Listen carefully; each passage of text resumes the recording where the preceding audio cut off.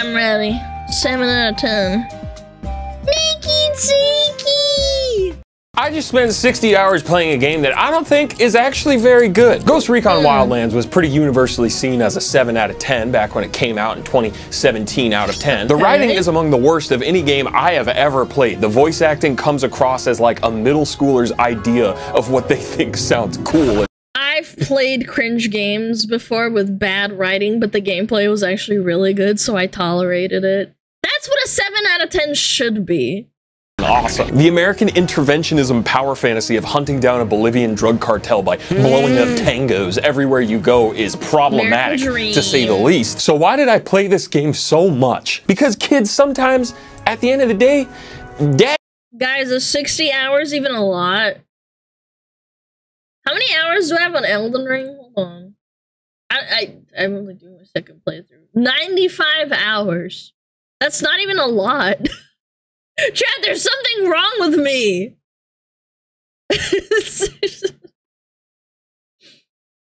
What the frick? RimWorld? I have 520 hours on RimWorld. Like, what? He doesn't always want the cautiously prepared 5-star Gordon Ramsay dinner, all right?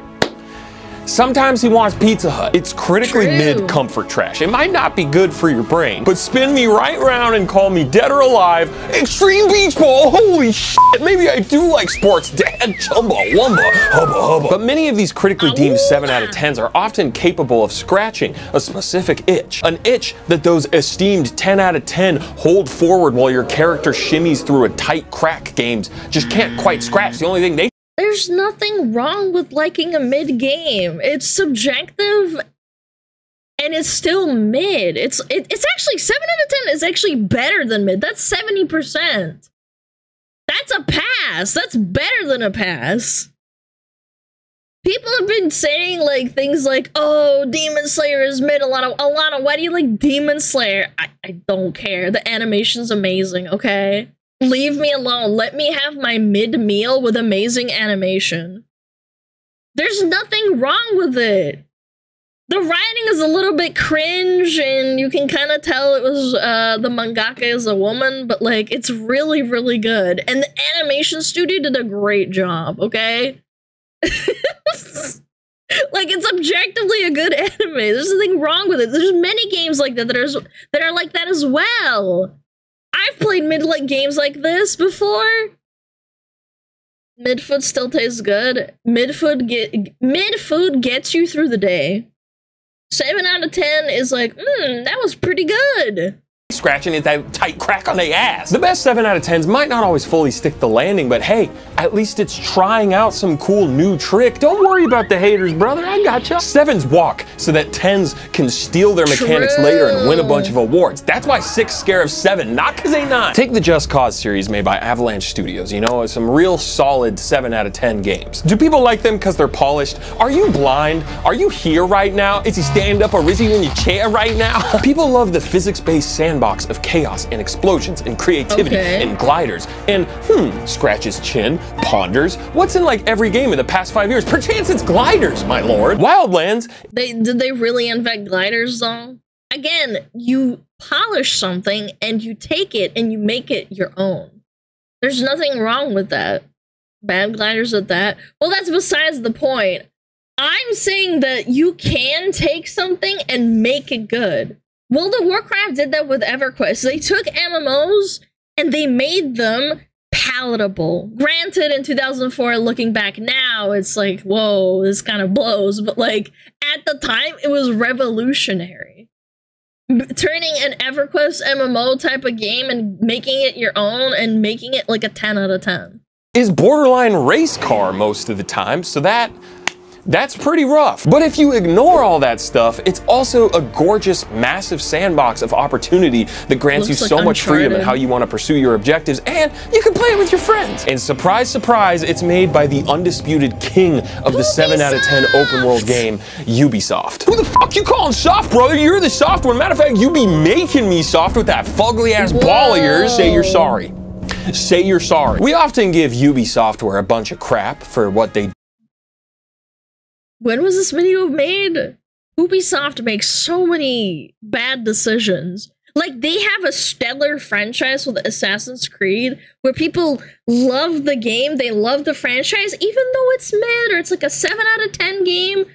People like it enough that they deal with their bullshit.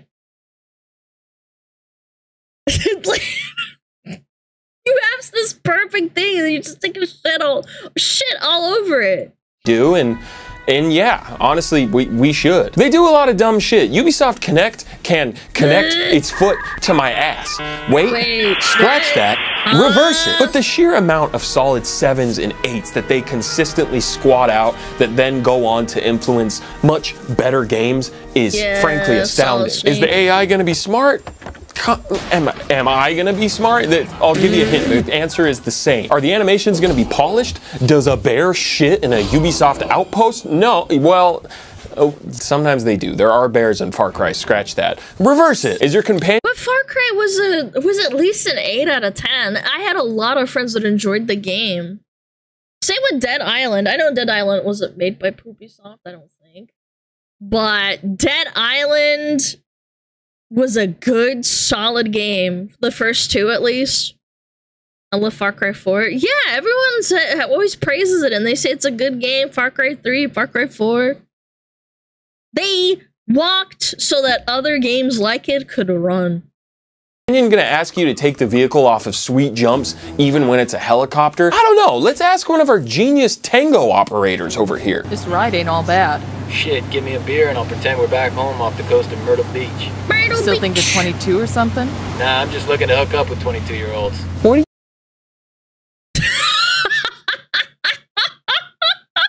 Who wrote this script? What the fuck? Whoa! Chill out! No, say the line about the fucking jumps, you creep. But now let's compare a Ubisoft open world to a 10 out of 10 open world like GTA 5. Can you tackle objectives however you want? I'll give you a hint. The answer is no. But is it way more detailed and polished and generally functional?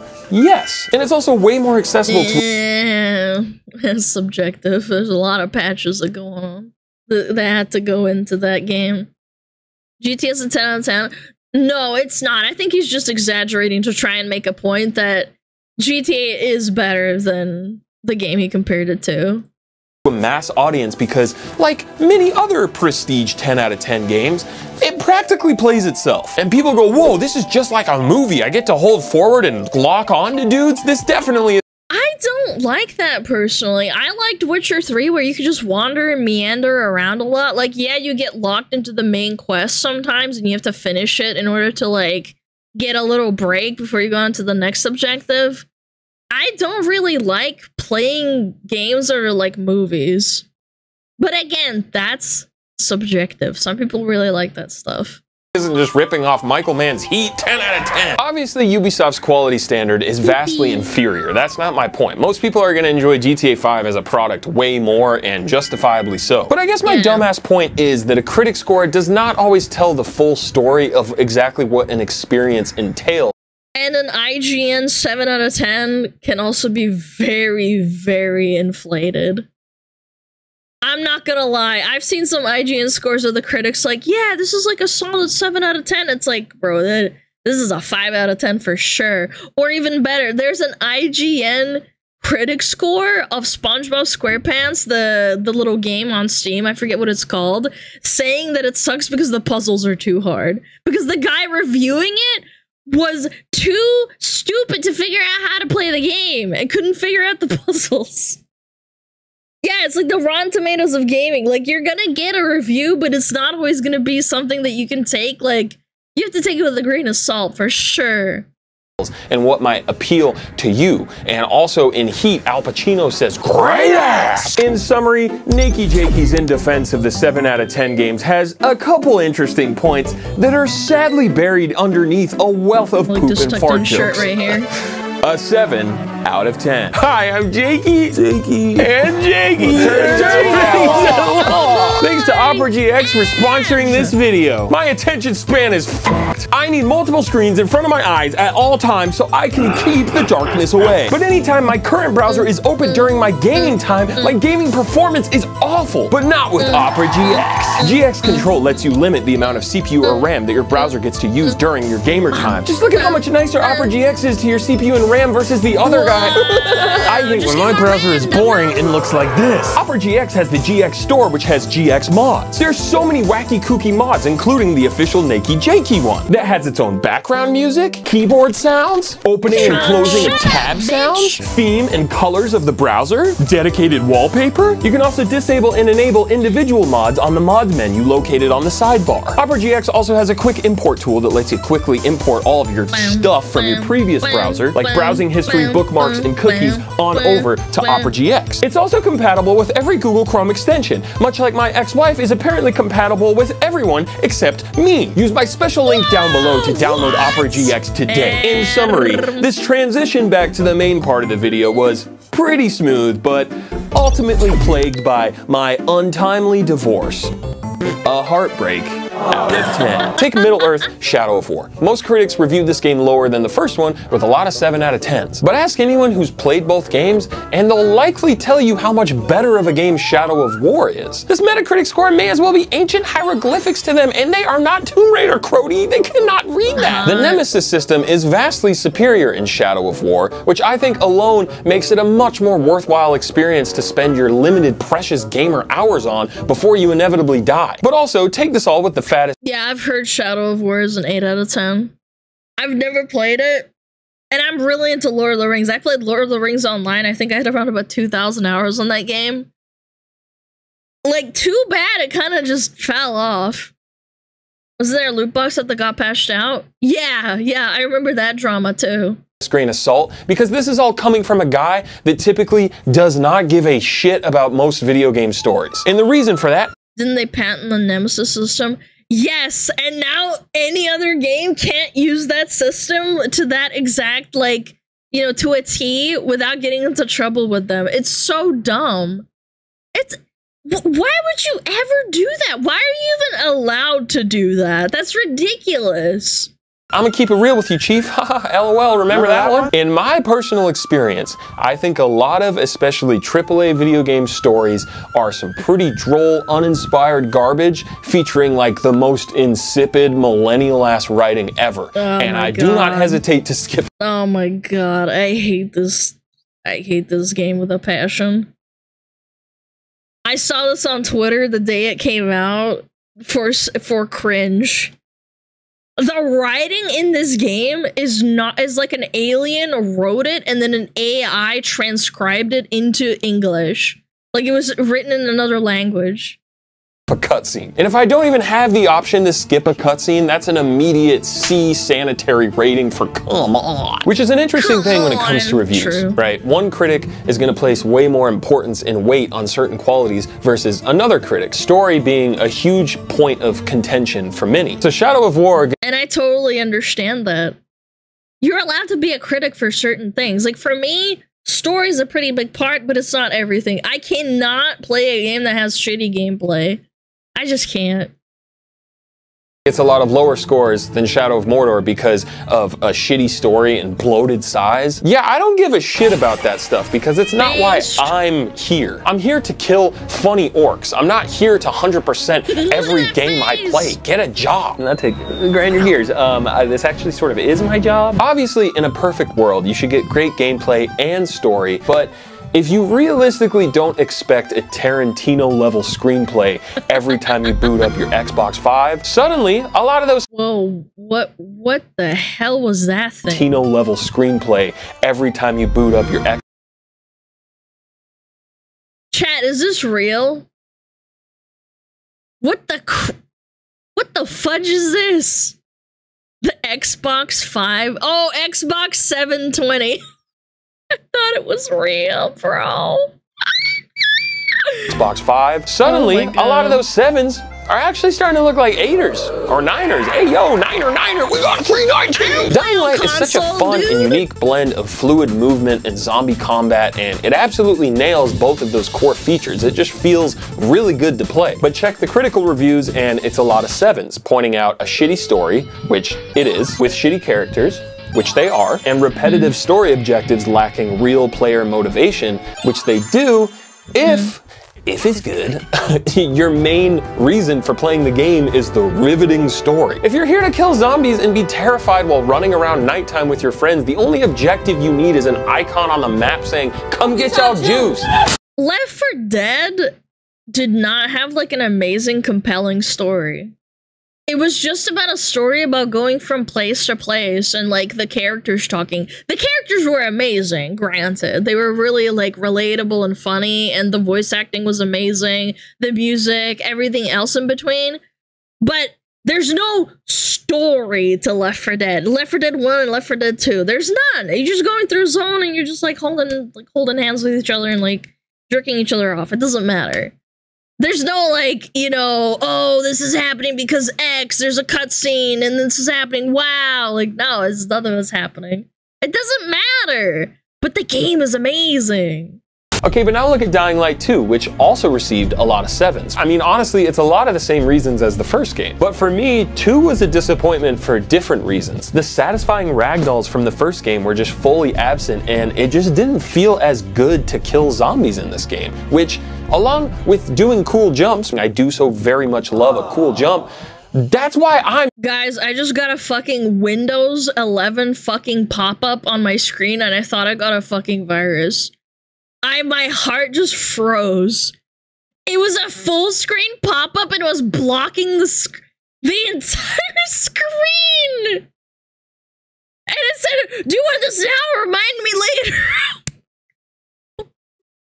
My heart froze. I thought something went wrong. Microsoft is a virus. Very true. Very true. Here, I'm not here to find out what happens to generic 20-something male game protagonist who mysteriously sounds like every other f***ing 20-something male game protagonist in every game ever. I love skateboarding, and I also love games that have a high skill ceiling and take some time to master, you know, like Super Smash Bros. Melee or Big Bug Hunter Arcade Nude Mod Texture Pack. So you take a skate simulator like Skater XL or Session, both games that reviewed very poorly. I mean, I'm talking more like 5 or 6 out of 10 because of the price, the bugs, the difficulty, the lack of a true single-player campaign, all totally valid reasons. Gonna ragdoll. But at the same time, I have played them this much, and I have deduced that Session is actually the much better game. One man's trash is another man's virtual tech deck that I can play for. I will say this, the people reviewing it are probably not fans of skate games. I think that, in my opinion, if I ran like the perfect reviewing company or some shit, I would make people who review